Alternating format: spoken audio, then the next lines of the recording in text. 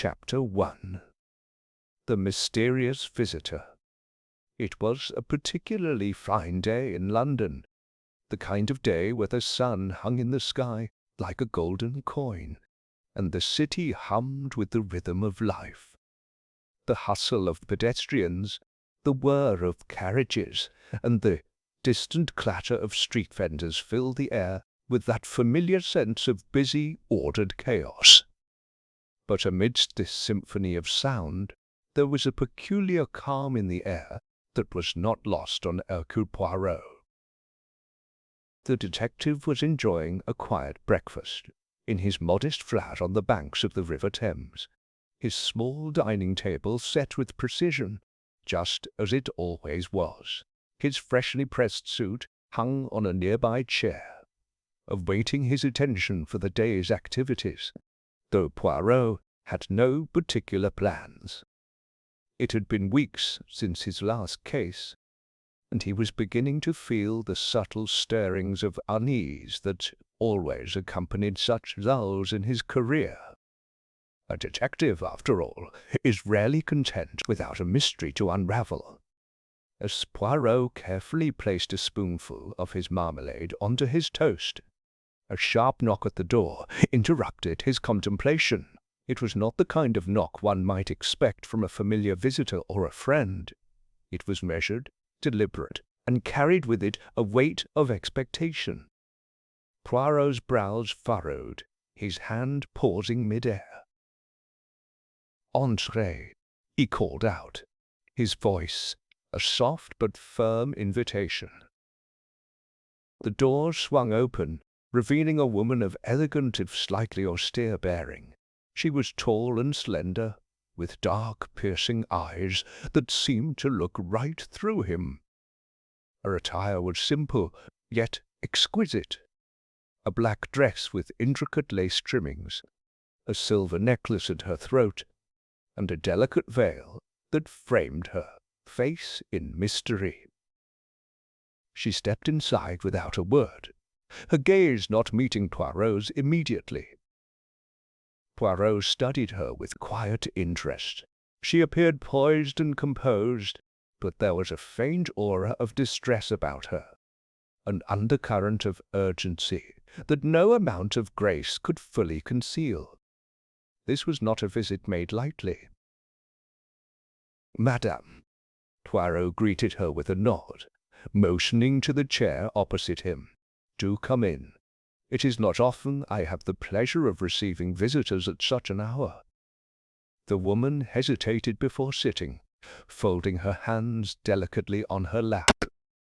Poirot offered her a cup of tea, but she declined with a subtle shake of her head. Instead, her eyes locked with his. "I am in need of your services, Monsieur Poirot," she said, her voice as smooth as silk, yet laced with an unmistakable tension. "There has been a theft." Poirot leaned forward slightly, his attention now fully engaged. "A theft, you say?" he murmured, his fingers idly tapping on the edge of his teacup. "But I must confess, madame, I do not see the urgency in such a matter, unless it is more than just a simple robbery." The woman's eyes flickered for a moment, as if considering whether to reveal the full scope of the situation. She then spoke again, her voice barely above a whisper, as though the weight of her words might have drawn attention from some unseen observer. "It is not just a theft, Monsieur Poirot. It is the theft of something most unique, something of great value. And I fear that this event has set into motion a series of events that could lead to far greater consequences. You see," she continued, lowering her voice even further, "the object that was taken is no ordinary possession. It is a piece from an ancient chess set." Poirot's expression did not change, but his mind began to work in rapid succession. He had encountered a variety of cases in his career, but an antique chess piece was a curious premise. Something about her demeanor, however, suggested this was no mere trinket. An ancient chess set, Poirot repeated, letting the words linger in the air. Pray, tell me more. What is so special about this particular set? The woman paused, taking a deep breath, and then proceeded to unfold the story. It belonged to my late father, she began.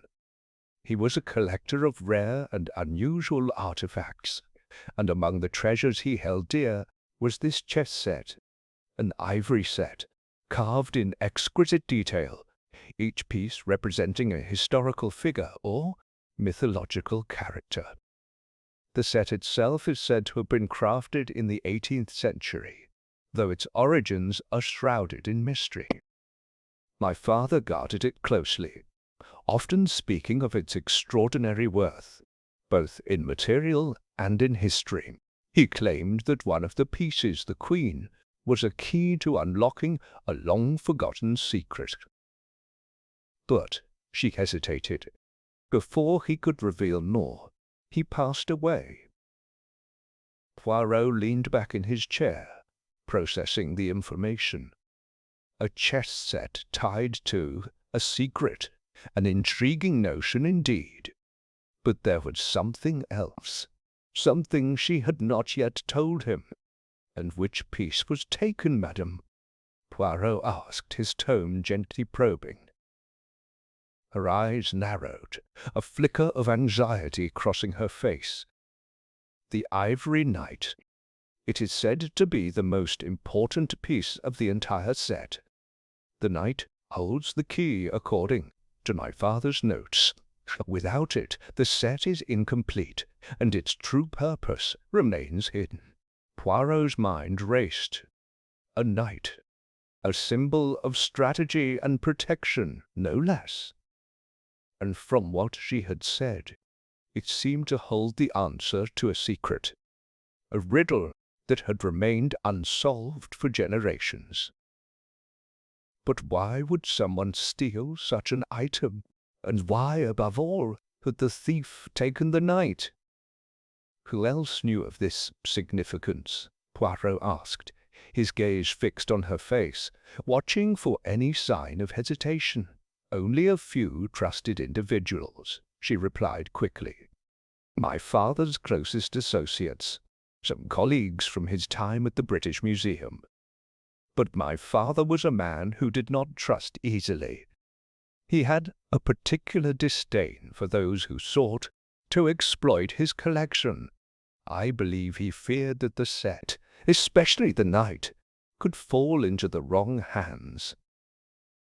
Poirot's gaze softened. It was clear that this woman's attachment to the chess set was more than just sentimental. She had inherited not only her father's collection, but also his secrets. A puzzle, a mystery, and now a crime. Madame, I will accept your case. Madame, I will accept your case, Poirot declared, his voice firm with resolve. But I must caution you. The theft of an object such as this is never simple. It is tied to a web of motivations, desires, and sometimes even ancient grudges. I shall need to know everything about your father's circle, the people who were closest to him. They may hold the key to this mystery. The woman nodded, relief flooding her features, though her tension had not entirely dissipated. Of course, Monsieur Poirot, I will provide you with all the information you need. I have come to you because I know you are the only one who can uncover the truth. Poirot rose from his chair, his expression calm but resolute. Then let us begin, madame. The mystery of the ivory chess piece awaits, and I shall see it solved. As the woman stood to leave, she paused for a moment, her hand resting on the doorframe. Thank you, Monsieur Poirot. I trust that you will find the knight, and with it, the answers that have eluded us for so long. Poirot gave her a small but reassuring smile, his mind already spinning with the possibilities. "Indeed, madame. Rest assured, the puzzle shall be solved." With that, she left, and Poirot stood still for a moment, his eyes fixed on the empty space where she had been. A chess piece, a symbol of both intellect and war, and a secret that was bound to lead him down a path filled with intrigue, deception, and, no doubt, danger. As Poirot turned back to his breakfast, he set aside his toast and picked up his phone. The game had begun, and in the end it was not just about the knight. It was about the player behind the pieces, and Hercule Poirot would not rest until the mystery was solved. Chapter 2. The Clue in the Library. Hercule Poirot had never been a man to act in haste. His first step, when taking on a case, was always to gather as much information as possible, to study the situation with patience and precision. In this case, the situation was delicate. The theft of a single chess piece, while seemingly trivial, was not so simple as it appeared. The Ivory Knight, according to the woman's story, was not only a rare artifact, but also the key to some long-forgotten secret. Poirot's interest was piqued, but where, he wondered, did the mystery truly lie? First course of action was clear. If this case had any chance of resolution, Poirot would need to understand the full extent of the chess set's history. He would have to delve into the people who had surrounded the late father of the woman who had come to him for help. He needed to visit the scene where the crime had occurred, the collection room, or as it was known in the family, the chess room. Poirot arrived at the family estate, a stately old house nestled on the outskirts of London. The air was crisp, and the drive from the city had taken longer than expected. The house itself was grand, but there was something about it, perhaps the faded elegance, the layers of dust collecting on the windows, that gave it a sense of being frozen in time. As Poirot approached the front door, the woman greeted him with a polite nod, though he could see that she was still weighed down by the tension of the situation.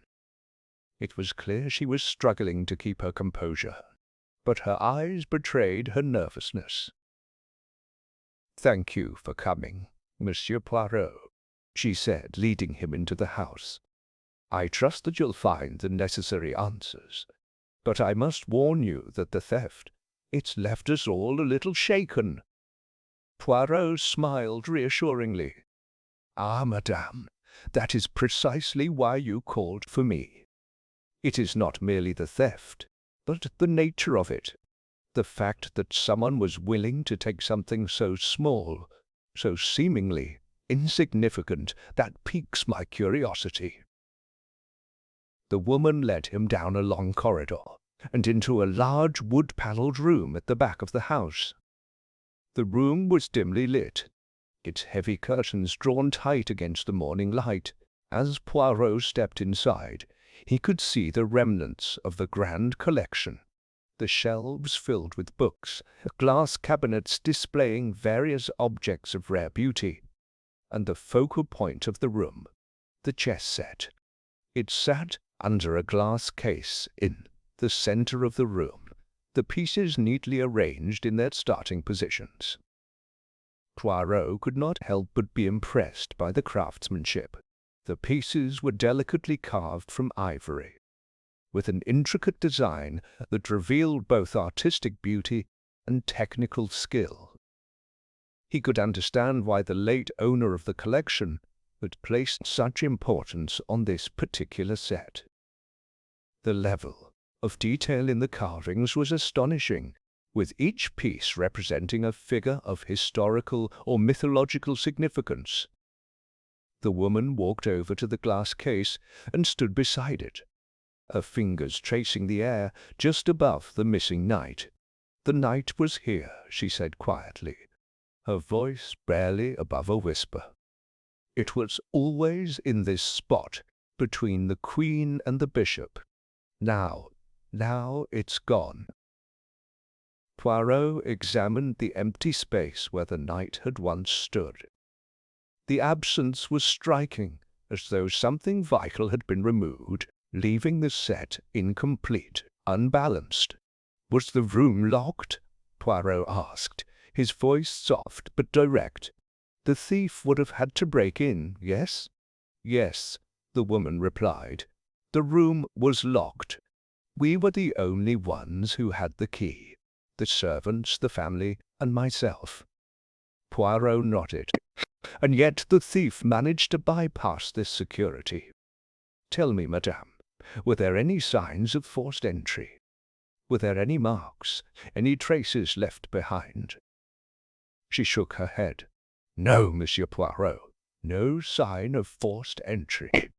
The glass case was intact. It was as if the knight simply vanished from within the case." Poirot's mind began to churn. A disappearance without a trace. It was a curious puzzle indeed. Most thieves left some form of evidence behind, whether it was a clue or a mistake made in haste. But this thief had been careful. "Too careful, I must ask, madam," Poirot said, turning his attention back to her. "Who knew about the significance of this particular chess set? Apart from you, of course." The woman seemed to hesitate for a moment before answering. "Only a select few. My father's closest colleagues. He was very secretive about his collection, but I know that he often spoke with a man named Reginald Cartwright, a scholar of ancient artifacts, who was particularly interested in the set. I suspect that Cartwright might know something more about the set's importance." "Ah," Poirot said, his mind moving quickly. "Reginald Cartwright, you say? Is he still in London?" "Yes," the woman replied. "He resides at a small flat near the British Museum. He was my father's confidant, and I believe he could shed some light on the set's history." Poirot's interest deepened. A scholar of ancient artifacts. It was becoming clearer to him that this theft was no ordinary crime. It was as if someone had a vested interest in this chess set, not merely for its value, but for what it represented. He had seen this before. Cases where objects were stolen, not for their material worth, but for the secrets they concealed. "I shall pay this Mr. Cartwright a visit," Poirot declared, his tone resolute. "Perhaps he can provide some insight into the origins of the set, or perhaps he knows more about the missing knight than he is letting on." The woman nodded gratefully, though there was still a shadow of doubt in her eyes. "Thank you, Monsieur Poirot. I will await your findings." Poirot made his way back to the front of the house, his mind racing with possibilities. The knight's disappearance had all the hallmarks of a well-planned heist. An inside job, perhaps, orchestrated by someone with knowledge of the set's significance. And yet, there was still something amiss. Why take the knight alone? Why not steal the entire set? The theft, if it was indeed a crime of greed, had been executed with an unusual level of precision. There was something more at play here, something hidden beneath the surface. As Poirot climbed into his waiting cab, he glanced back at the house one last time. There was no doubt in his mind that the mystery of the ivory chess set was far from over. In fact, he suspected that the real puzzle had only just begun. His thoughts turned to Reginald Cartwright. The scholar would be his next step, but Poirot knew that Cartwright, like so many in his line of work, might not be as forthcoming as one would hope. No matter, Poirot thought with a slight smile. He would get to the heart of the matter soon enough. It was his way. The game, as they say, was afoot. Chapter 3. The Scholar's Secret. The next morning, Hercule Poirot found himself standing before a modest building near the British Museum. The area, typically bustling with tourists and scholars, was quiet this time of day, with only a handful of visitors navigating the streets. The building was a stark contrast to the grandeur of the family estate he had visited earlier. It was a 4-story townhouse, narrow and unassuming, with a faded brass plaque by the door bearing the name Reginald Cartwright, antiquarian and scholar. Poirot examined the building closely. There was nothing to suggest that the occupant was involved in any criminal activities. But then again, the most dangerous criminals often came in the most innocuous of forms. He took a moment to adjust his coat, checking his polished shoes, and then knocked on the door with his customary deliberation. The door opened to reveal a thin, tall man with a pair of pince-nez perched on his nose. His white shirt and suspenders made him look every bit the scholar, but it was his sharp, calculating gaze that caught Poirot's attention. Reginald Cartwright had the look of someone who had spent far too many hours alone with old tomes and artifacts. His features were fine and elegant, though there was a certain hardness to his expression. "Good morning, Monsieur Cartwright," Poirot said, his voice warm but firm. "I am Hercule Poirot. I am here to inquire about an item of great importance, and this new item I believe may have come into your acquaintance." Cartwright blinked, taken aback by the unexpected visitor. His eyes darted briefly to the window and then to Poirot's face. A slight frown appeared on his lips, but he quickly masked it with a more neutral expression. "Poirot, you say?" Cartwright mused, his accent clipped and precise. "What is this about? I am not accustomed to receiving unannounced visitors at this hour, but if it is a matter of scholarship, I suppose I could spare a few moments. Come in, Monsieur Poirot."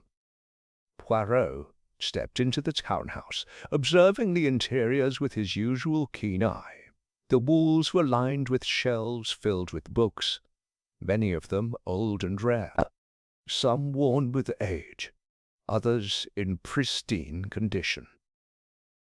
The air smelled faintly of dust and leather, a scent that always intrigued Poirot.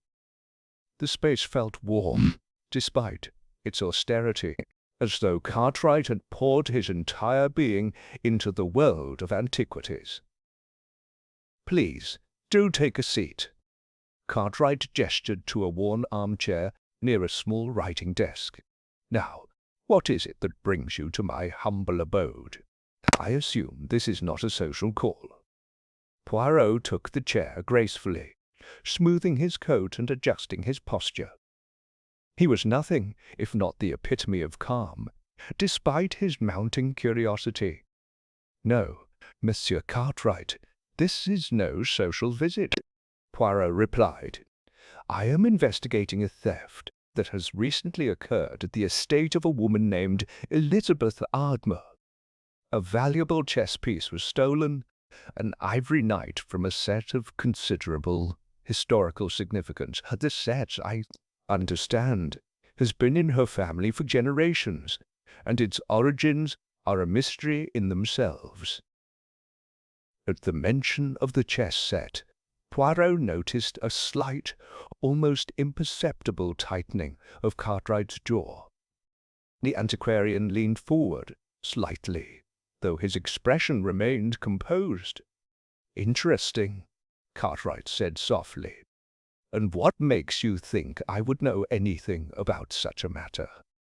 I have had little to do with the Ardmore family for many years, and certainly no dealings with any chess sets." Poirot's eyes did not leave Cartwright's face.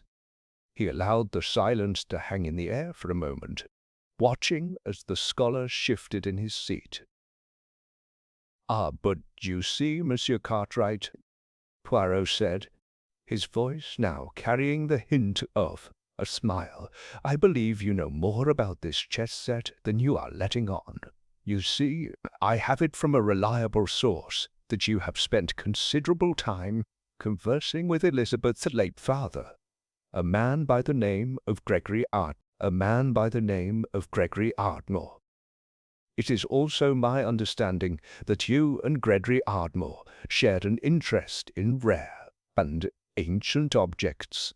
Cartwright's face hardened for a moment, but Poirot's gaze remained steady, undeterred by the scholar's attempt to mask his discomfort. It was clear to Poirot that there was something about this chess set that Cartwright was not willing to reveal. "I did indeed know Gregory Ardmore," Cartwright finally replied, his voice less certain than before. "But I assure you, Monsieur Poirot, our dealings were always academic in nature. We discussed a variety of topics, particularly regarding the history of artifacts and their significance in the broader context of European culture. I would never have had any interest in something as frivolous as a chess set." Poirot raised an eyebrow. "Ah, so you dismiss it as frivolous, Monsieur Cartwright? I would suggest that a man of your experience in the study of rare objects would not easily dismiss such a thing.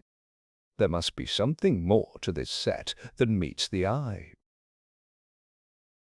Cartwright's eyes darted to the door briefly before he returned his gaze to Poirot.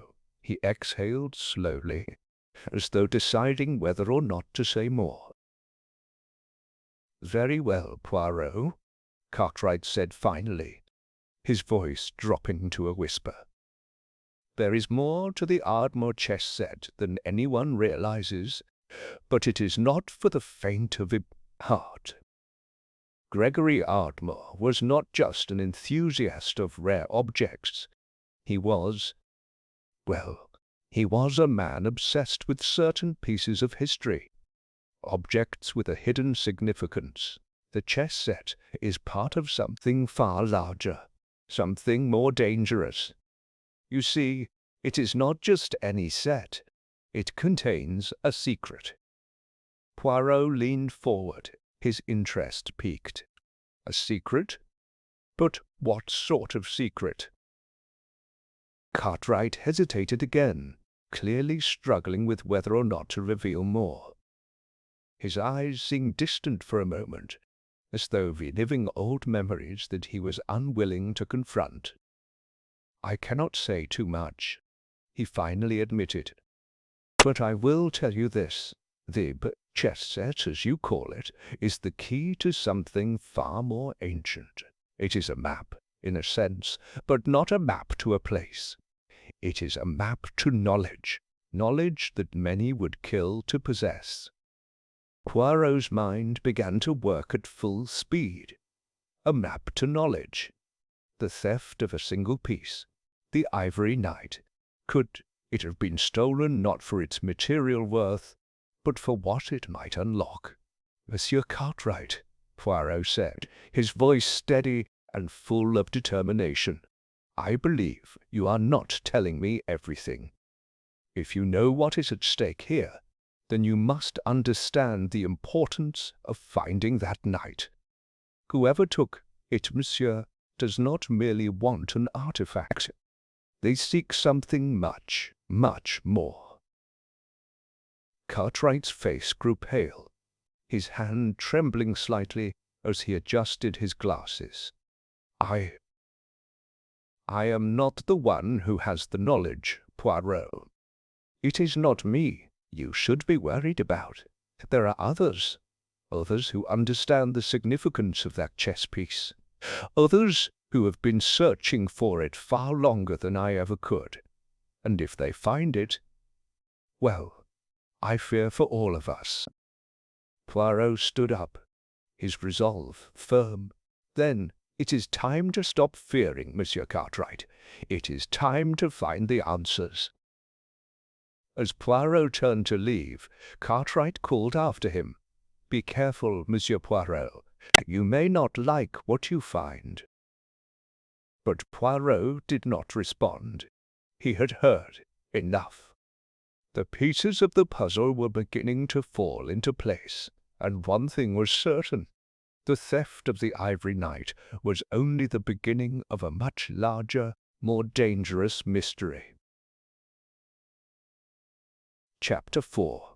The watchful eyes of the past Hercule Poirot left Reginald Cartwright's townhouse with a heavy weight in his chest.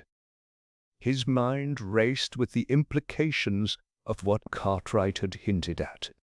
A chess set that was more than just an heirloom, a map to knowledge, perhaps even an object of power.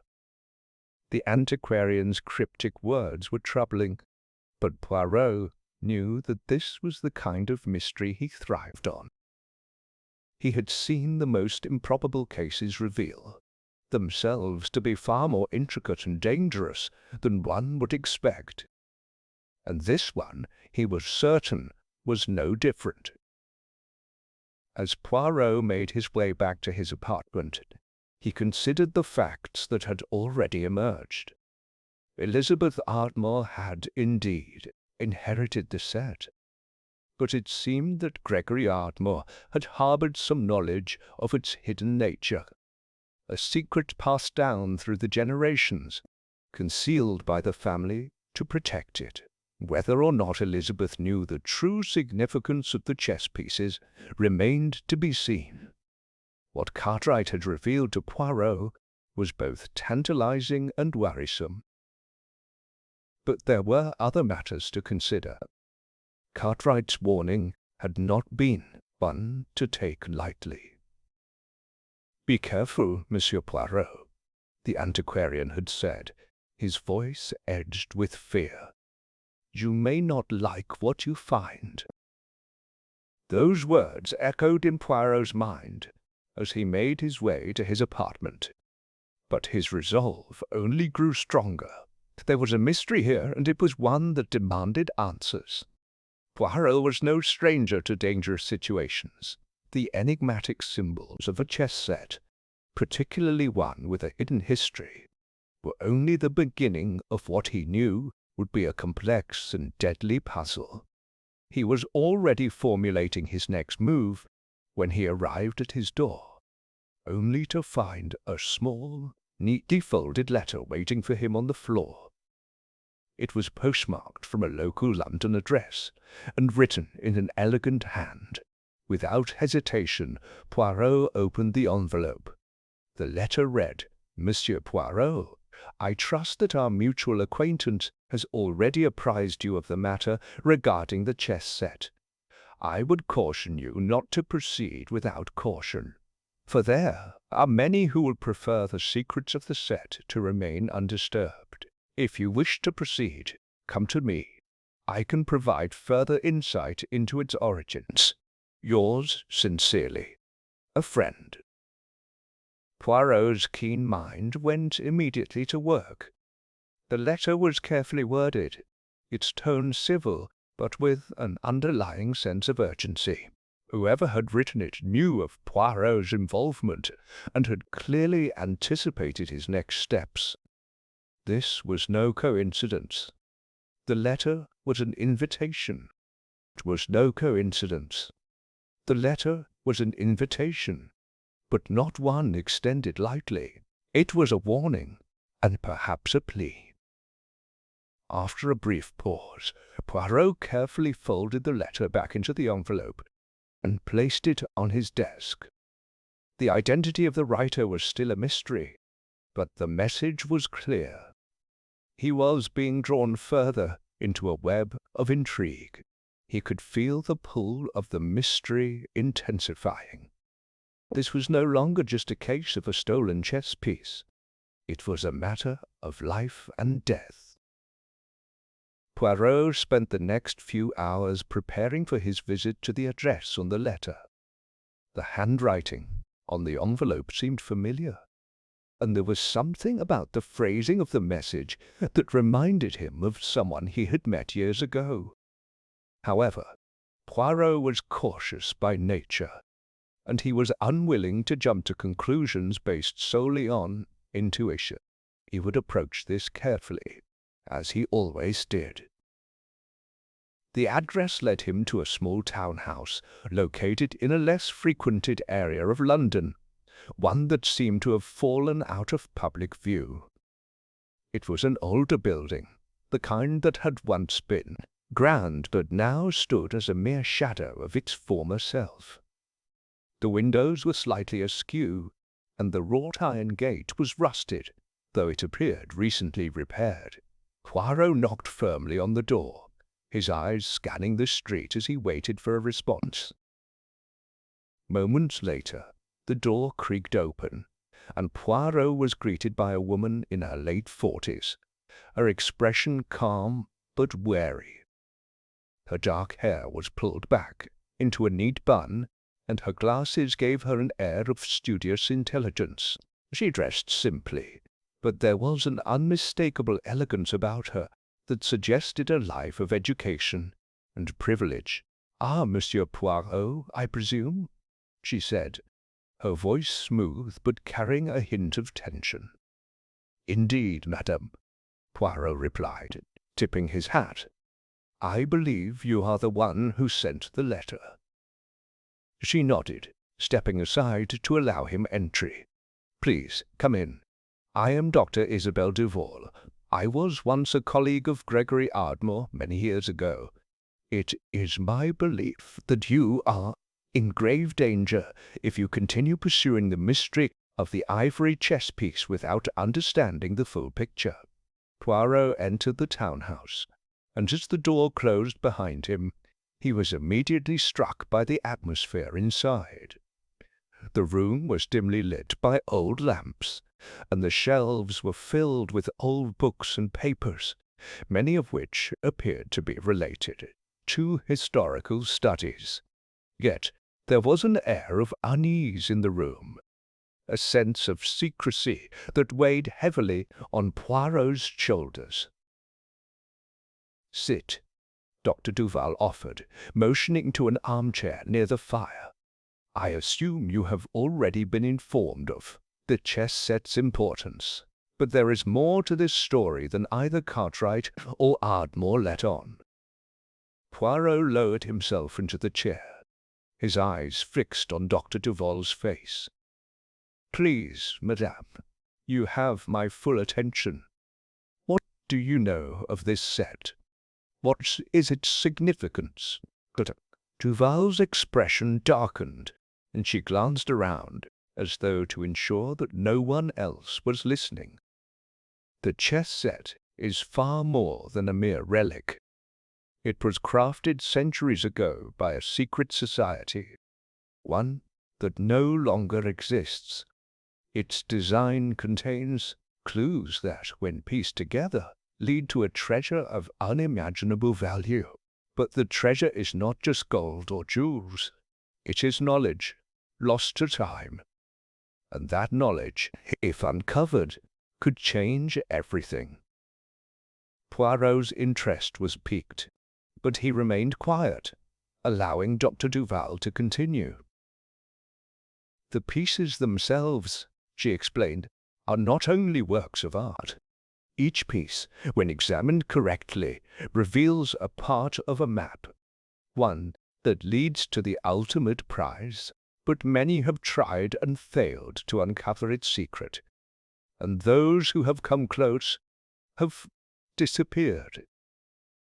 Poirot absorbed her words carefully, feeling a shiver run down his spine. The stakes were indeed higher than he had initially thought. A treasure of knowledge, hidden for centuries, and the threat of disappearing into the unknown. This was no ordinary case. "You must be careful, Monsieur Poirot," Dr. Duval said, her voice growing quieter. "There are others who seek the chess set. Some of them would stop at nothing to find it, no matter the cost." Poirot looked at her, his gaze steady. "I am not afraid of such dangers, madame. I have faced far worse." Dr. Duval nodded, her expression, softening. "Then you must proceed with caution. The game is far from over, but you are not alone in this, Monsieur Poirot. We will face the darkness together, as it should be." The room fell silent as Poirot processed the weight of her words. The mystery had only deepened, and the dangerous road ahead would test both his intellect and his courage. But one thing was certain. Hercule Poirot would not back away from the puzzle that had now entranced him. The secret of the ivory chess piece was just beginning to unfold, and soon the game would reach its most perilous stage. Chapter 5. Regal shadows of the past. Poirot sat for a moment, contemplating Dr. Isabelle Duval's words. The idea of a treasure map hidden within the chess pieces was certainly alluring, but it was also chilling. Whoever had crafted this set clearly had more than just a penchant for fine craftsmanship. They had created something far more dangerous. The very concept of such a treasure, hidden for centuries, was an invitation to disaster, and it seemed that every step Poirot took only led him deeper into a web of intrigue and peril. As Dr. Duval bustled around her cluttered study, pulling old books and papers from shelves, Poirot's thoughts wandered back to the warning he had received from Cartwright. The antiquarian had cautioned him to be careful. The subtle emphasis in his tone had been enough to make Poirot's suspicion grow. The old man knew more than he was letting on, and his veiled words had stirred a sense of unease in Poirot's chest. Why was Cartwright so concerned? What was he hiding? And most importantly, why had he sent Poirot in this direction? "Here," Dr. Duval said suddenly, interrupting Poirot's thoughts. She held up a small, ornate book that appeared to be quite old. "This may help you understand the history of the chess set." Poirot leaned forward, his curiosity piqued. He had suspected as much. Dr. Duval was not merely a passive observer in this mystery. She was a key player. Her connection to Gregory Ardmore and her cryptic warning made her role in the unfolding events even more critical. "What is this?" Poirot asked, taking the book from her outstretched hands. It was bound in weathered leather. The gold embossing on the cover faded with age, but still legible. The title read, "The Secret of the Chess Masters, an Esoteric History." "It is a manuscript detailing the origins of the chess set," Dr. Duval explained. "It was written by a historian named Samuel Blackwood, who was, in fact, a former member of the same secret society that created the set. Blackwood was a scholar, but also a man with a deep interest in the occult. According to this manuscript, the chess set was never meant to be a simple game. It was created as a key to unlock hidden knowledge, secrets that could change the course of history." Poirot carefully opened the book, flipping through the pages with deliberate slowness. The text was dense, filled with complicated historical references, but it was clear that Blackwood had put much thought into his work. The chess set, it seemed, was not just a relic, it was a cipher. The pieces were carefully designed, with each one representing something far more significant than mere game pieces. They were symbols of power, of knowledge, and perhaps of something even more dangerous. As Poirot read, a troubling thought formed in his mind.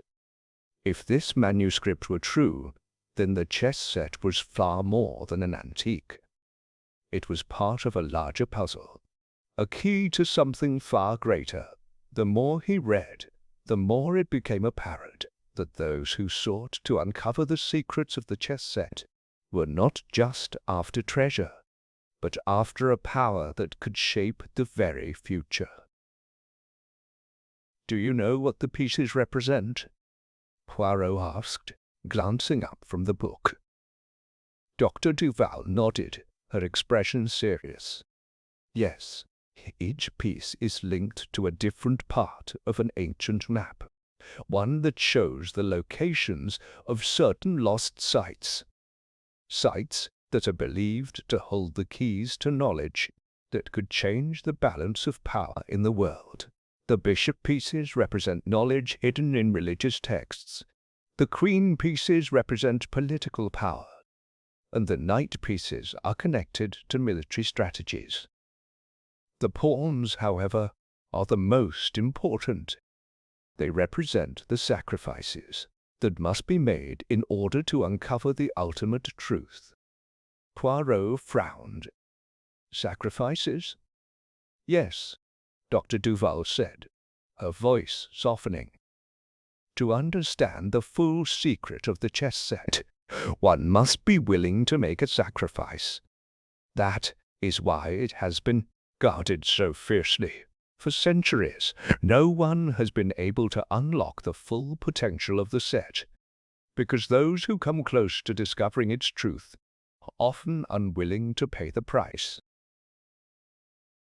Poirot considered this. It was a powerful idea, one that hinted at something far darker than mere treasure hunting. If there was a price to be paid, then there were likely others involved, others who were willing to do whatever it took to gain control of whatever knowledge or power the chess set could unlock. "This is no simple puzzle, then," Poirot mused aloud. "The chess set is not just a map to a treasure. It is a map to something much more dangerous, knowledge that could shift the balance of power in the world." Dr. Duval nodded. "Exactly, and there are those who will stop at nothing to possess it. That is why I urge you, Monsieur Poirot, to be careful. The pieces you are seeking are not just objects of art. They are keys to something much darker. And those who seek to unlock that darkness will do whatever it takes to find the pieces, even if it means killing for them." Poirot's mind was already turning over the implications of Dr. Duval's words. The chess set was not just a game. It was a weapon of knowledge and power, one that could be used for good or for ill. And now it seemed that Poirot had become a player in a game that was much more dangerous than he had first anticipated.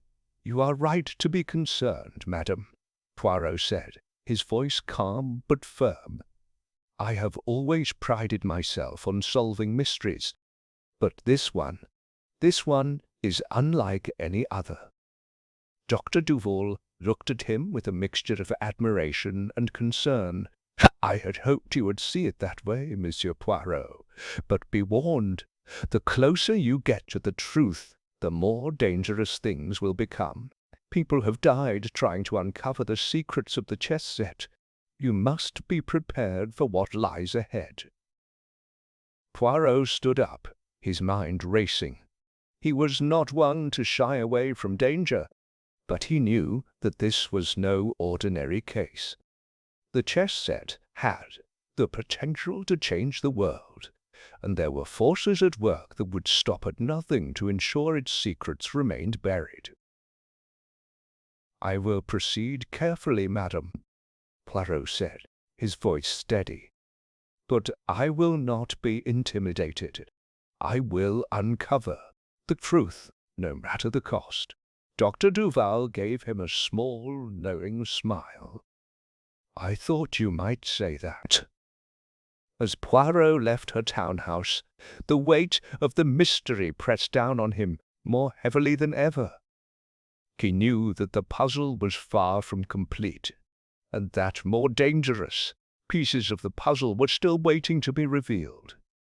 But he also knew that he was the only one who could solve it. The chess set had been hidden for centuries, its secrets carefully guarded. But now, it seemed, the game was changing, and Hercule Poirot would stop at nothing to uncover the truth, even if it meant facing the darkness that lurked just beyond the edge of the board. Chapter 6. The Queen's Gambit. The fog had settled over London like a damp shroud, muffling the sounds of the bustling city. Poirot stood on the doorstep of his modest flat, looking up at the grey sky. He had received a message earlier that morning. A cryptic note slid under his door. "The Queen's Gambit is in play. Tonight it will be checkmate." The handwriting was unfamiliar, but the phrase was not. It was one of the more obscure references in the manuscript Dr. Duval had given him, and it seemed to indicate that the chess set, with all its mysteries, was more than just a historical curiosity. The note was clear. Someone was making their move, and Poirot was the one they were inviting to the game. The message had set his mind racing. He had already learned that the chess set's pieces were not just symbols of ancient knowledge, but also part of a dangerous game that had been played over centuries. Its consequences felt even today. Now, it seemed that the game was accelerating, and the time for careful investigation had passed. Whoever had sent him the note was ready for the next phase, and Poirot knew that he must act quickly. His first stop was Gregory Ardmore's estate. The enigmatic antiques dealer had promised to help Poirot understand the origins of the ivory chess pieces. But Poirot suspected there was more to Ardmore's interest than mere academic curiosity. Ardmore was too polished, too smooth for a man whose business was in rare, often controversial collectibles. The man had knowledge, and Poirot was certain he was not sharing all of it. Arriving at the grand, somewhat dilapidated estate, Poirot was greeted by the butler, a tall, thin man with a sombre expression. "Ah, Monsieur Poirot, welcome," the butler said, stepping aside to allow him entry. "Mr. Ardmore is expecting you. He is in his study." Poirot nodded, stepping into the dimly lit hallway. The mansion, though impressive, had the air of neglect. Dust clung to the edges of ornate furniture, and the faint scent of mildew hung in the air. It was as if the house had once been a grand symbol of wealth and importance, but now it was little more than a relic, much like the antiques it housed. Following the butler through the grand hallway, Poirot's sharp eyes took in the surroundings. The place was full of antique clocks, portraits of stern-faced ancestors, and strange objects from bygone eras. A few of the items had been freshly dusted, but others, like the large grandfather clock at the far end of the hall, appeared to have been untouched for years. When they reached the study, the butler knocked once before entering. "Mr. Ardmore," the butler said, his voice low. The man at the desk looked up. Gregory Ardmore was seated behind a cluttered desk, papers scattered everywhere. He was a man in his mid-50s, with slicked-back dark hair and sharp features that always seemed to be just a touch too perfect. His clothing, though expensive, was always a little too immaculate, too put together. There was something unnerving about his smooth demeanour. "Monsieur Poirot," Ardmore greeted, standing and offering a firm handshake. "It is a pleasure to see you again. I trust you received my message." "I did, monsieur," Poirot said, allowing his eyes to scan the room. "And I must confess, I am intrigued. You mentioned something about the Queen's Gambit. Can you tell me more?" Ardmore's face remained unreadable, but Poirot noted the slight tightening of his jaw. He was hiding something, a reaction too subtle to be coincidental. "Ah, the Queen's Gambit," Ardmore murmured. "A metaphor, of course. A move in the game, as it were. I suspect you have already realized that there are many layers to the story of the ivory chess set. It is not just a game, as some might believe." Poirot nodded slowly. "Indeed, monsieur. I am aware that the chess set is linked to more than just a historical curiosity. It is, as you say, a game, but one far more dangerous than most would realize." Ardmore's lips curved into a thin smile. "Precisely. You see, Poirot, the chess set is more than just a map to a treasure. It is a key to an ancient and powerful secret. The game has been played for centuries, with many players, some known and others more elusive." Poirot's eyes narrowed. "And where do you fit into this game, monsieur?" Ardmore seemed to hesitate for a moment, before leaning forward in his chair, his eyes locking with Poirot's. "I am, shall we say, a facilitator, a guide. There are many who seek the pieces, and I provide them with the means to acquire what they desire. But I do not merely deal in objects, Poirot. I deal in the knowledge that comes with those objects. The chess set is just the beginning of something much larger, something that could change everything." "Change everything?" Poirot echoed, his voice calm, but with an edge of curiosity. Ardmore nodded, his expression becoming more intense. "The pieces are connected to a power, a secret that has been passed down through generations. It is said that the one who solves the puzzle of the chess set will unlock knowledge that has the power to reshape the world. It is not just about the treasure, Poirot. It is about what lies behind the treasure, what it represents." Poirot studied Ardmore carefully. The man was clearly knowledgeable, but his motives were far from transparent. There was something unsettling in the way he spoke about the chess set, as if it were a game he had been playing for years, one that others could not understand. The power he spoke of was not just about wealth or prestige. It was about something much more dangerous. "And you, monsieur," Poirot said slowly, "do you believe that you are the one who will solve the puzzle?" Ardmore's smile remained, but there was a flicker of something darker in his eyes, perhaps. "But I am not the only player in this game, Poirot. You, too, are a part of it now." Poirot did not flinch, but the weight of Ardmore's words hung in the air. He had no doubt that Ardmore was trying to pull him deeper into the mystery. But the question was why? What was his ultimate goal? And what exactly was the secret behind the chess set? "Very well, monsieur," Poirot said, standing up. "I believe you have provided me with much to think about. But I must be off. There are still many pieces to this puzzle that remain unknown to me."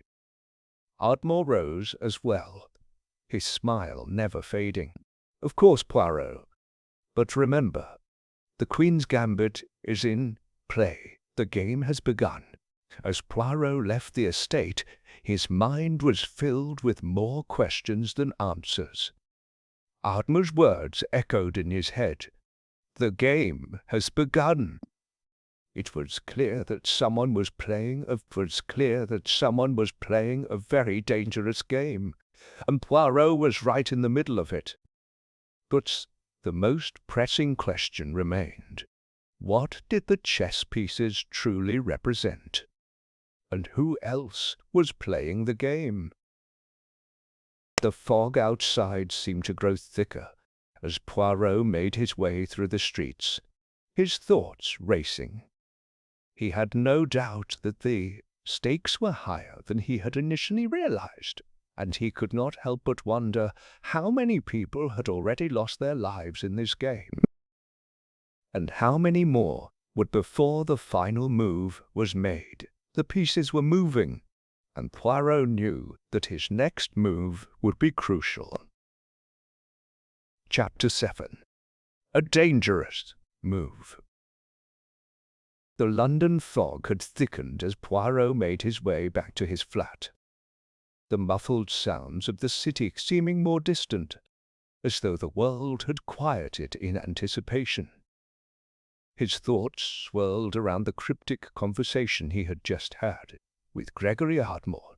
The man's words haunted him, and Poirot could not shake the feeling that he was standing on the precipice of something far greater than mere historical intrigue. What secret did the chess set hold? And who, among the many players, would emerge victorious in this high-stakes game? He arrived at his flat, which felt unusually still. Poirot paused by the door, his instincts telling him that something was amiss. The air seemed heavier, charged with an invisible tension. Unlocking the door, Poirot stepped inside, only to be greeted by an unexpected sight. A man sat in his armchair, a glass of brandy in hand, staring into the fire that crackled quietly in the hearth. Poirot's eyes narrowed, immediately sizing up the figure. The man, tall with dark hair and sharp features, was dressed impeccably. Yet his presence in Poirot's flat was both unexpected and unsettling. The air of casual elegance the man exuded seemed out of place in Poirot's modest surroundings. "Ah, mon ami, I was wondering when you would return," the man said, his voice smooth and refined. "I trust you are not too surprised to see me." Poirot remained calm, though his mind raced. "I am surprised, yes, but I am not easily taken off guard, monsieur," Poirot replied. "And who might you be?" The man set down his glass, standing and offering a smile that was both charming and disconcerting. "Forgive me for my abruptness. My name is Charles Dupont. I'm an associate of Mr. Ardmore's. Perhaps you've heard of me." Poirot's mind immediately made the connection. Dupont was a name that had come up in his research. Charles Dupont was an antiquities dealer, with a reputation for dealing in rare and often controversial items. He was known to have connections with several underground networks dealing in valuable historical artifacts, and his association with Ardmore seemed to indicate that he was no stranger to the shadowy side of the antiques world. "I have heard of you, Monsieur Dupont," Poirot said, his voice steady. "But I must confess, I do not recall an invitation for you to make yourself at home in my flat." Dupont chuckled softly, a low, almost musical sound that seemed to echo off the walls. "Ah, Poirot, you are a man of precision and order, yes? But sometimes one must make a bold move in this game. You see, I have come to offer you a proposition, a partnership, if you will. After all, we are both seeking the same thing, the secret behind the ivory chess set. Poirot's expression remained unchanged, though his mind began to churn. A partnership? Dupont's sudden appearance could not be a coincidence, and his charm masked a hidden agenda. It was clear that Dupont had his own interest in the chess set, one that did not align with Poirot's own. "I am not in the habit of making deals with strangers, Monsieur Dupont," Poirot said, his voice cool, "and particularly not with those whose motives remain unclear." Dupont smiled again, but this time there was an edge to it. "Of course, Poirot, I understand your reluctance, but you must know that in this game alliances are necessary. If you wish to uncover the truth, you must accept that you cannot do it alone. I am offering you a chance to collaborate. Together, we could uncover the secrets of the chess set faster than you could on your own." Poirot's eyes studied Dupont's intently. There was something unsettling in the man's demeanor, a practiced smoothness that bordered on insincerity. Dupont's offer was tempting, yet Poirot knew better than to trust someone who so easily offered assistance without revealing their true intentions. "I believe I can manage without your assistance, monsieur," Poirot replied, his tone unwavering. "But if you truly have information to share, I will listen."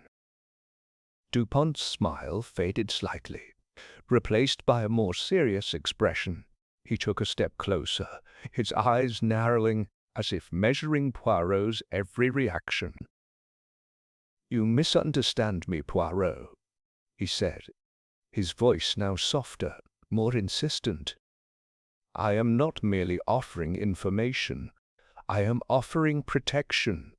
There are people involved in this game who are far more dangerous than you realize. If you continue down this path alone, you may find yourself caught in a trap from which even you may not escape." Poirot's gaze never wavered. "You speak of danger, Monsieur Dupont, but I have faced danger before, and I do not fear it." Dupont laughed lightly, but there was no mirth in his eyes.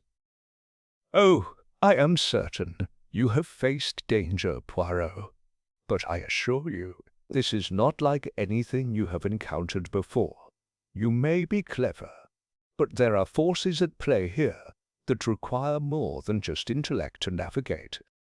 Sometimes, in order to win the game, one must be willing to make alliances with the right people."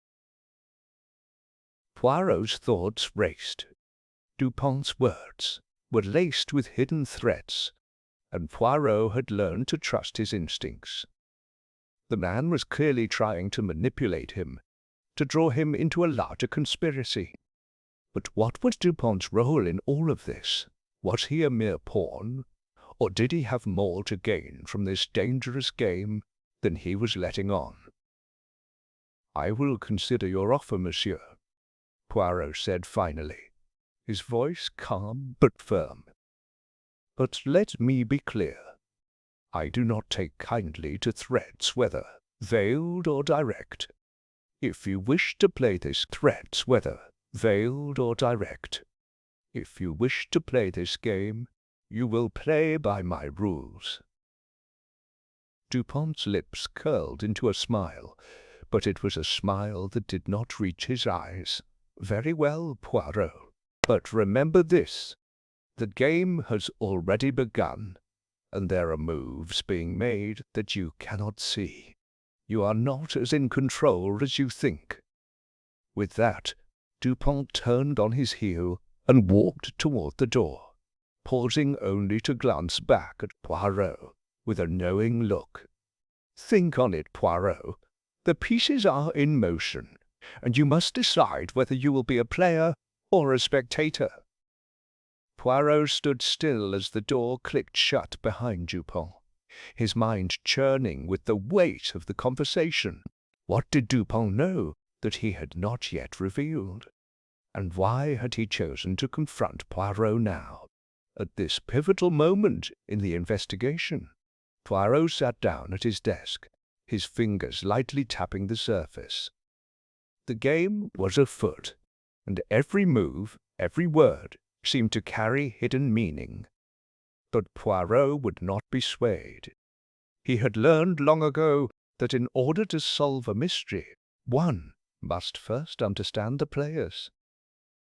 And Dupin was clearly a player who would stop at nothing to achieve his goal. But Poirot would not allow himself to be manipulated. He had his own game to play, and he would make his move when the time was right.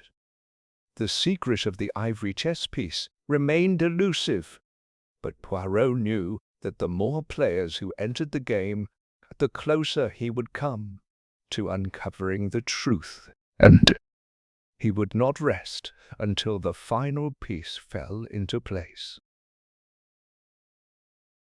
Chapter 8. The King's Gambit.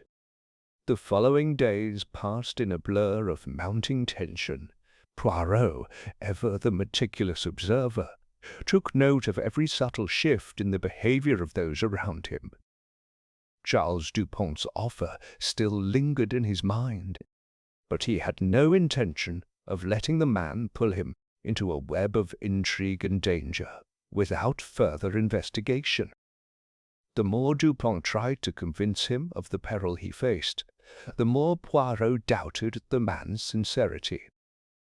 Poirot's investigation had reached a point where he could almost feel the solution lurking at the edges of his thoughts, yet the final pieces eluded him. Every lead he pursued seemed to circle back to one point: the chess set. The mystery of the ivory chess piece, where it had come from, why it was so valuable, and what role it played in the dark game of secrets and deception, remained unanswered.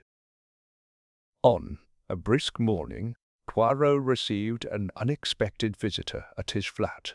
This time it was not Dupont, but rather a woman with an air of urgency about her. She was tall, with striking features and an aura of confidence, though something in her eyes betrayed a deeper worry. Her name, as Poirot would learn, was Eleanor Forsyte, and she wasted no time in getting to the point. "Mr. Poirot, I need your help," she said, her voice steady but laden with an undercurrent of distress. "I believe someone is trying to kill me." Poirot raised an eyebrow, intrigued.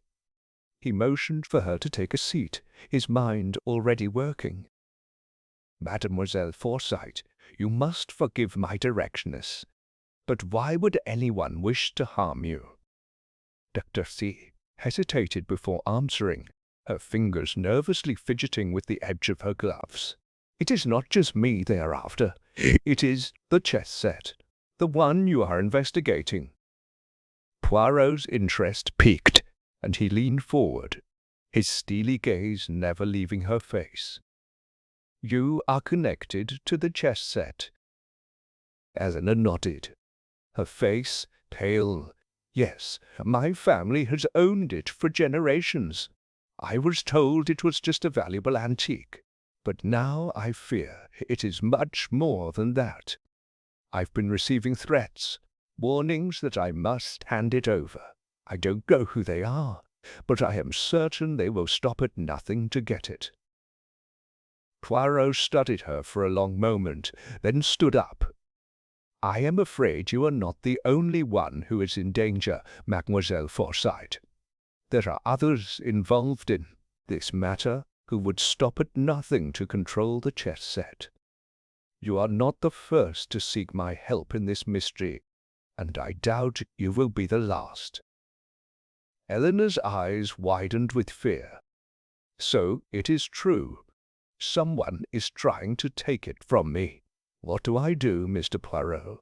Poirot walked to the window, his hands clasped behind his back as he surveyed the streets below. The fog had rolled in once again, blanketing the city in a thick, oppressive silence. The game has already begun, mademoiselle. It is too late to retreat now, but I will help you.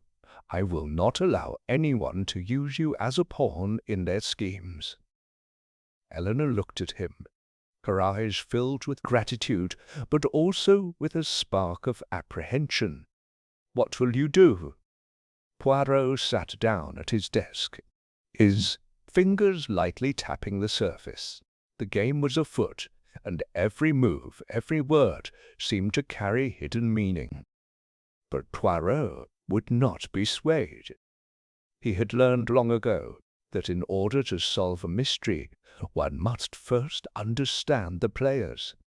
And Dupin was clearly a player who would stop at nothing to achieve his goal.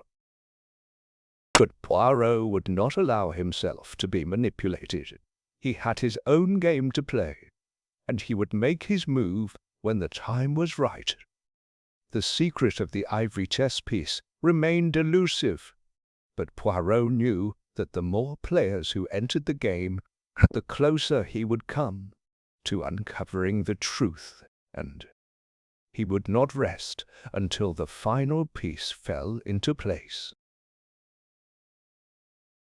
Chapter 8. The King's Gambit. The following days passed in a blur of mounting tension. Poirot, ever the meticulous observer, took note of every subtle shift in the behavior of those around him. Charles Dupin's offer still lingered in his mind, but he had no intention of letting the man pull him into a web of intrigue and danger without further investigation. The more Dupin tried to convince him of the peril he faced, the more Poirot doubted the man's sincerity. Poirot's investigation had reached a point where he could almost feel the solution lurking at the edges of his thoughts. Yet the final pieces eluded him. Every lead he pursued seemed to circle back to one point: the chess set, the mystery of the ivory chess piece, where it had come from, why it was so valuable, and what role it played in the dark game of secrets and deception, remained unanswered. On a brisk morning, Poirot received an unexpected visitor at his flat. This time it was not Dupin, but rather a woman with an air of urgency about her. She was tall, with striking features and an aura of confidence, though something in her eyes betrayed a deeper worry. Her name, as Poirot would learn, was Eleanor Forsyte, and she wasted no time in getting to the point. "Mr. Poirot, I need your help," she said, her voice steady but laden with an undercurrent of distress. "I believe someone is trying to kill me." Poirot raised an eyebrow, intrigued. He motioned for her to take a seat, his mind already working. "Mademoiselle Forsyte, you must forgive my directness, but why would anyone wish to harm you?" Eleanor hesitated before answering, her fingers nervously fidgeting with the edge of her gloves. "It is not just me they are after. It is the chess set. The one you are investigating." Poirot's interest piqued, and he leaned forward, his steely gaze never leaving her face. "You are connected to the chess set?" Eleanor nodded, her face pale. "Yes, my family has owned it for generations. I was told it was just a valuable antique, but now I fear it is much more than that. I've been receiving threats, warnings that I must hand it over. I don't know who they are, but I am certain they will stop at nothing to get it." Poirot studied her for a long moment, then stood up. "I am afraid you are not the only one who is in danger, Mademoiselle Forsyte. There are others involved in this matter who would stop at nothing to control the chess set. You are not the first to seek my help in this mystery, and I doubt you will be the last." Eleanor's eyes widened with fear. So it is true. Someone is trying to take it from me. What do I do, Mr. Poirot? Poirot walked to the window, his hands clasped behind his back as he surveyed the streets below. The fog had rolled in once again, blanketing the city in a thick, oppressive silence. The game has already begun, mademoiselle. It is too late to retreat now, but I will help you. I will not allow anyone to use you as a pawn in their schemes. Eleanor looked at him, her eyes filled with gratitude, but also with a spark of apprehension. What will you do? Poirot turned to face her, his expression as calm and assured as ever. I will continue my investigation. I will uncover the truth behind this chess set and the people who are so desperate to control it. But in the meantime, you must be vigilant. Trust no one, not even those who appear to be on your side. With that, Poirot dismissed her, promising to meet with her again soon. But as Eleanor left, Poirot's thoughts were already racing. Eleanor Forsyte's involvement in this case added a new layer of complexity. The threats she had received were not mere empty words. There was a calculated danger in the air.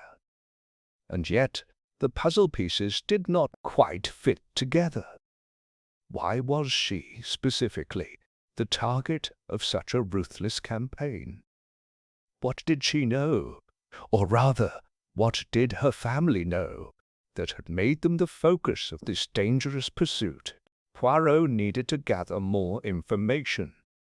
He had a suspicion that this case was not as straightforward as it appeared. There were hidden forces at work, manipulating events from the shadows. His mind turned to the key players he had encountered so far: Gregory Ardmore, Charles Dupont, Eleanor Forsyte, and the many others who had crossed his path in the course of his investigation. Each one seemed to have a piece of the puzzle, but no one seemed to possess the full picture. Poirot had always relied on his powers of observation to piece together the smallest details that others overlooked. He could sense that there was more to this chess set than just its ivory craftsmanship. It was not a mere antique. It was a symbol of something far more significant. But what? A sudden thought occurred to him. Perhaps the key to unlocking the mystery lay not in the chess set itself, but in its provenance. Who had owned it before? Where had it come from? If Poirot could uncover its history, he might discover a link to the events that had unfolded. Later that day, Poirot visited the British Museum.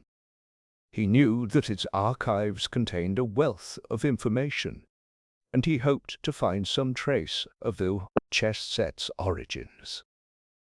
After much searching through dusty records and ancient catalogues, Poirot uncovered a name that sent a chill down his spine: Lord Edmund Blackwood. Blackwood had been a renowned collector of rare and valuable artifacts in the late 19th century. His collection was said to contain some of the most coveted pieces in the world, and the ivory chess set was rumoured to have been one of his prized possessions. However, Lord Blackwood had died under mysterious circumstances, and his collection had been scattered after his death.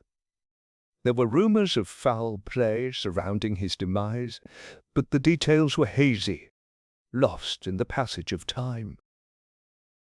Poirot's eyes narrowed as he read the records. Lord Blackwood's death had occurred just months before the chess set had disappeared from the public eye, leaving no trace of its whereabouts. The mystery of its origins had deepened. What had happened to it after Blackwood's death? Who had been the last person to see it? Poirot knew that he had only scratched the surface of this puzzle. But with every step, He felt himself drawing closer to the truth. The game was nearing its climax, and he had no intention of losing. As Poirot left the museum, he was met by a cold gust of wind. The fog had begun to dissipate, and the world outside seemed sharper, clearer. But in his mind, the fog remained. The pieces of the puzzle were scattered, but Poirot was determined to bring them together, and when he did, the secret of the ivory chess piece would be revealed in all its dangerous complexity. The question was no longer whether Poirot could solve the mystery.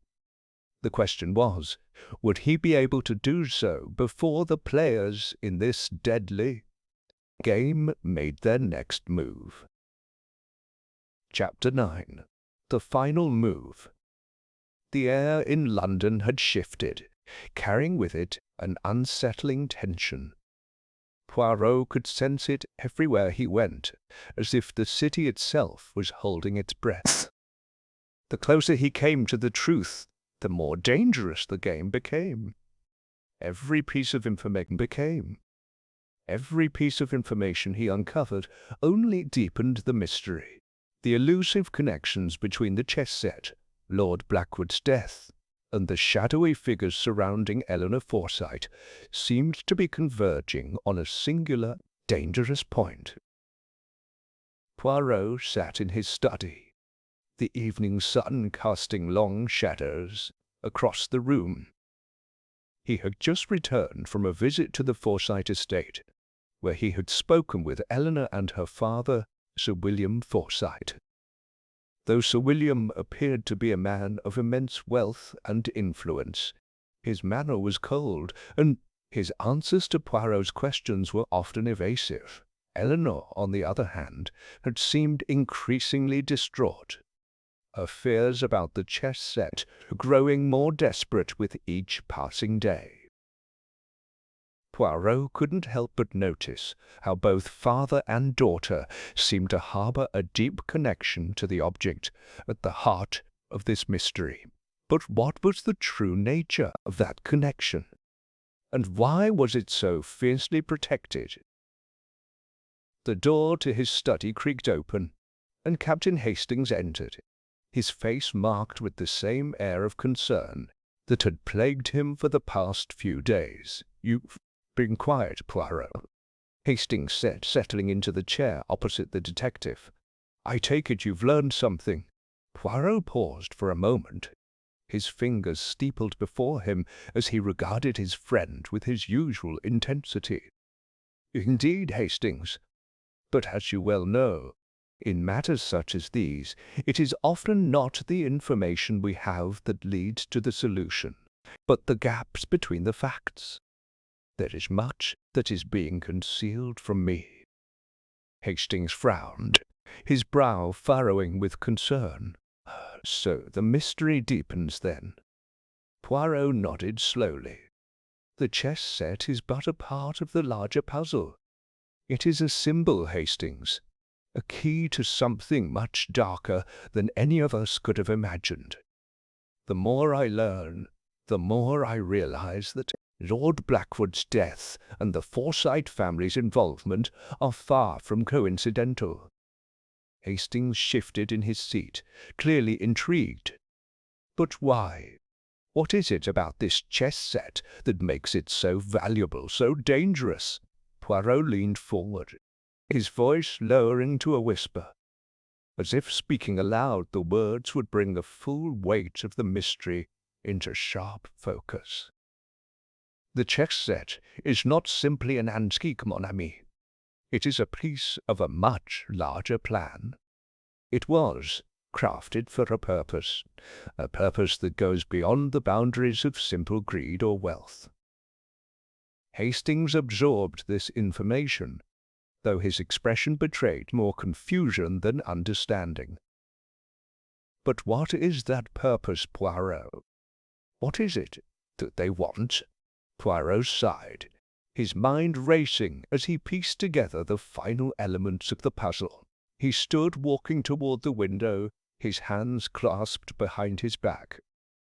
"It is not only about the set itself, Hastings. It is about what it represents. Power, influence, control. The chess set was a tool, and those who covet it are not after its value as an object, but rather the message it carries." "The message," Hastings echoed, clearly puzzled. "But what could it possibly say?" Poirot turned to face his friend, his expression grave. "It speaks of a secret alliance, Hastings, a conspiracy that has been decades in the making. Lord Blackwood's death, Eleanor Forsyte's distress, the whispers surrounding the chess set, they are all part of this larger game. There is a hidden organization, an old network of powerful men who wish to control events from the shadows, and the chess set is the key to unlocking it all." Hastings' eyes widened. "Are you saying these men are behind the threats to Eleanor's life?" "Precisely," Poirot replied. "The threats are not random. They are part of a carefully orchestrated campaign to recover the chess set, and they will stop at nothing to get their hands on it. Eleanor, as the rightful heir, stands in their way. But she is not the only one in danger. There are others, people like Gregory Ardmore, Charles Dupont, and even your own involvement in this matter, Hastings, that will all play a role in what is to come." Hastings stood up abruptly, pacing the room as he processed the implications. "This is far bigger than we first thought, isn't it? I mean, this isn't just about some rich man's collection of antiques. This is about power and influence, about controlling the future." Poirot nodded, his gaze unwavering. "Exactly. And those who stand in the way will be eliminated. That is why I must act swiftly. We cannot afford to let these men maneuver in the shadows any longer." Poirot's mind was now working at full speed. He had spent days, even weeks, gathering information, making connections.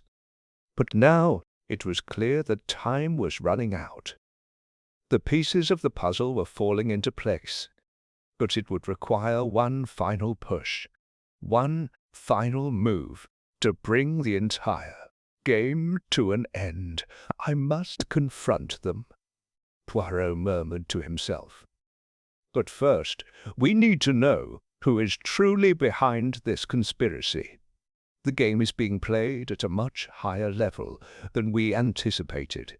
Do you have a plan, Poirot?" Hastings asked, his voice filled with uncertainty. Poirot turned to his friend, a look of quiet determination in his eyes.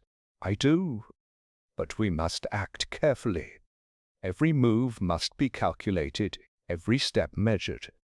If I am to expose them, we must play our own game." The night fell over London, casting its long shadows across the city. Poirot's thoughts remained focused, his mind a whirlwind of strategies and observations. He had come so far, but the end was in sight. The pieces were all in place, and now it was time to make the final move. As the clock struck midnight, Poirot knew that the end game had begun. Chapter 10. The Final Gambit. The morning after Poirot's quiet declaration to Hastings, the tension in the air was palpable. Poirot had a plan, but it was not without its risks. He had spent the night preparing, organizing his thoughts, and ensuring that all the pieces were in place. The chess set, once a mere object of intrigue, had now become the symbol of a much larger conflict. The forces at play were powerful, and they were closing in on Eleanor Forsyte, perhaps even on Poirot himself. Yet, in the face of this mounting danger, Poirot remained composed. His mind worked methodically, drawing connections between every new clue and every conversation he had engaged in. The chess set, which had seemed so innocuous at first, was now the key to unlocking a decades-old conspiracy, and Poirot knew that in matters such as these, timing was everything. "I am ready," Poirot said, as he adjusted his collar in front of the mirror, his sharp eyes catching every detail. He turned to Hastings, who was seated at the table, his own expression a mixture of nervousness and resolve. "You're sure about this?" Hastings asked. "This is it, isn't it? The final step?" Poirot nodded, his face unreadable. "Indeed, Hastings. The pieces are set, and the game is about to reach its conclusion. The players will reveal themselves, and we will discover who among them has been orchestrating the entire affair." The time for subtlety was over. Poirot's strategy had reached its peak, and now it was time to confront the forces behind the chess set, and by extension, the shadowy figures who had been pulling the strings. They had underestimated him, thinking that he was simply chasing after a trinket, a piece of antique value, but the puzzle had always been more than that, and Poirot knew that the final reveal would shake them to their core. "We begin at Forsyte House," Poirot declared, his gaze hardening. "Eleanor Forsyte must be protected, but it is there, in that house, that the truth will emerge. There we will make our move." It wasn't long before the two detectives arrived at Forsyte House, a large, imposing manor set on the outskirts of London. The estate was as grand as ever, but there was an air of unease about it today, a sense of imminent change. Poirot had no doubt that their every step was being watched, and the thought brought a sharp thrill to his mind. He had anticipated this moment for weeks, and now it was time for the final confrontation. Inside the house, Eleanor Forsyte was waiting for them. Her face, usually so composed, was drawn with worry and exhaustion. She had no idea that this was the day the puzzle would finally be solved, the day when the truth about her family's legacy and her own role in it would be revealed. "Poirot," Eleanor said, her voice quiet but tinged with fear, "I'm so glad you've come. I don't know what to do anymore. My father, he's become so distant, so cold, and the threats, they've only gotten worse." Poirot smiled, though it was not one of reassurance. "Madame Forsyte, you have nothing to fear. The game has been played, but now the time has come for it to be over." She nodded, still unsure of what that meant, but trusting in the detective's words. Poirot turned to Hastings, giving him a silent command. Hastings, ever the reliable companion, stepped forward with a packet in his hand, a bundle of papers that had been painstakingly assembled over the past several days. "These are the final pieces," Hastings said. "Everything you need to expose them." Poirot took the papers with a quiet nod, scanning the contents. There it was, the final link, the secret chess piece. The ivory knight that had once seemed so innocuous now held the key to unraveling the entire conspiracy. It wasn't just a collector's item, it was a coded message, one that had been hidden for years within the intricate design of the chess set. "This," Poirot said softly, "is where it all began. The ivory chess piece is more than just an artifact. It is a symbol of a secret society, one that has been operating in the shadows for decades. The members of this group are among the most powerful in England, and they will stop at nothing to regain what they believe is rightfully theirs. Eleanor gasped, her hand trembling as she reached out to touch the chess piece in Poirot's hand. "A secret society," she whispered, her voice filled with disbelief. "But why would they want this chess set?" Poirot's eyes gleamed with understanding. "It is not the set they want, madame. It is what it represents. It is a map, a blueprint of power, a guide to controlling the future of this nation. The chess set was created for one purpose: to unite the members of this secret society under a common cause." Eleanor took a step back, her face pale. "But who are they?" Poirot's gaze hardened. "They are the ones you least suspect, Madame Forsyte.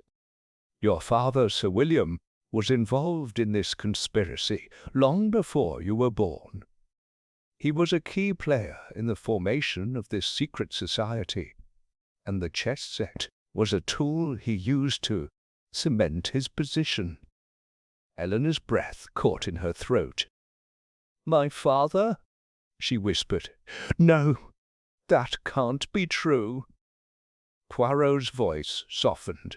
"I know this is difficult to accept, but the evidence is clear. Your father's connections, his dealings with certain individuals, his influence in the highest circles, all of it points to one truth. Sir William Forsyte is at the heart of this conspiracy." The room was silent for a long moment. Eleanor's face was a mixture of disbelief and sorrow as she absorbed the weight of Poirot's words. But there was one question left. "And Lord Blackwood?" she asked. "How does he fit into all of this?" Poirot's eyes darkened. Lord Blackwood was a threat to them, Madame Forsyte. He had uncovered their plans and was preparing to expose them. They could not allow that, and so they eliminated him, making his death appear to be an accident. Eleanor's voice shook. "But why didn't you tell me this sooner? Why didn't you—" Poirot held up his hand, silencing her. "I had to be certain, madam. And now I am. Sir William Forsyte is the mastermind behind the conspiracy, and the time has come for him to answer for his crimes." With that, Poirot turned toward the door, signaling that the final act had arrived. The game was over. The conspiracy had been exposed. As they exited the room, Poirot's mind remained sharp, his every instinct guiding him toward the final confrontation. Sir William Forsyte would not escape justice. The chess set was now in its rightful place, its secrets laid bare, and Poirot, as always, had solved the puzzle. The game was finished, and the truth had been revealed.